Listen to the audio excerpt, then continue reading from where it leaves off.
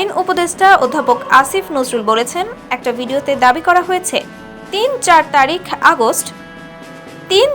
August রাতে আমি নাকি আর্মি অফিসারদের নিয়ে এবং ভারতের দালালদের নিয়ে মিটিং করেছি। আমি অবাক হয়ে যাই, মানুষের কল্পনারও একটা সীমা থাকা উচিত। মিথ্যা কথা কেন বলবো? জাতীয় প্রেস ক্লাবের বাংলাদেশ সংবাদ সংস্থার আয়োজনে স্মৃতির মিনার গণ অভ্যুত্থান 2024 শীর্ষক এক অনুষ্ঠানে বক্তৃতাকালে ইলিয়াস হোসেনকে উদ্দেশ্য করে এই প্রতিক্রিয়া ব্যক্ত করেন তিনি। আসিফ নজরুল বলেন, 3 তারিখ রাতে আমি অধ্যাপক মাহবুব মোর্শেদের সঙ্গে শহীদ মিনারে সমাবেশ করার পর রাত 9টা পর্যন্ত ছিলাম। তারপর বাসায় গিয়েছি। তারপর ঢাকা ইউনিভার্সিটির ইলেকট্রিক্যাল অ্যান্ড ইলেকট্রনিক্স ইঞ্জিনিয়ারিং বিভাগের অধ্যাপক মোস্তফা মামুন, তিনি ফুলার রোডে 19 নম্বর বাসায় থাকেন।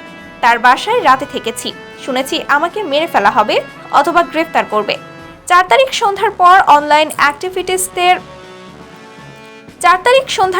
অনলাইন অ্যাক্টিভিস্টদের একটি প্রোগ্রামে অংশ নিয়েছি, যেটার ভিডিও আপনারা দেখেছেন। আমাকে সবাই বলেছে পালিয়ে যেতে। আমি আবার মোস্তফা মামুনের বাসায় চলে যাই। এখন আপনারা বলেন, সবকিছুর তো একটা সীমা আছে।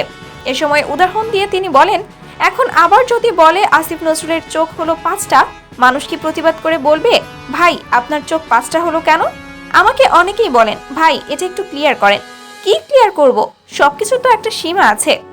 ইলিয়াস হোসেনকে উদ্দেশ্য করে উপদেষ্টা আরও বলেন, আপনি তো সত্যের কাছাকাছি থাকলেও মানুষ প্রতিবাদ করবে। আজকবির তো একটা সীমা থাকা দরকার। এটা ব্যক্তিগতভাবে বললাম, শুধু আমার ক্ষেত্রে। কার ক্ষেত্রে হচ্ছে না? আপনি কার পারপাস সার্ভ করছেন? এমন প্রশ্ন রেখে আসিফ নজরুল বলেন, আজ আমাদের রাষ্ট্র গঠনের দায়িত্ব। এত মানুষের স্যাক্রিফাইসের বিনিময়ে আমাদের প্রধান কাজ কি? আমি সব সময় বলি, আমাদের প্রধান কাজ হচ্ছে 4টা: গণহত্যার বিচার, আহত নিহতের পরিবারের পুনর্বাসন, সংস্কার ও নির্বাচন। 17 বছর বাংলাদেশের মানুষ ভোট দেয় না, বাংলাদেশের তরুণরা ভোট দেয় না।